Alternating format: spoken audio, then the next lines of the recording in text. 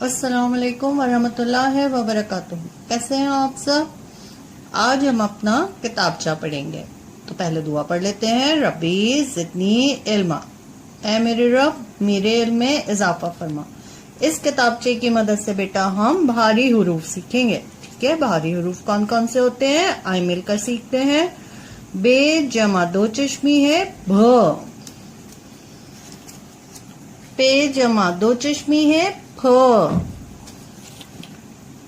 ते जमा दो चश्मी है थ, थे जमा दो चश्मी है ठ। ये सब क्या है बेटा? ये हैं भारी हुरूफ। और कौन कौन से भारी हुरूफ हैं? जीम जमा दो चश्मी है झ, चे जमा दो चश्मी है छ, दाल जमा दो चश्मी है ध, दाल जमा दो चश्मी है ढ।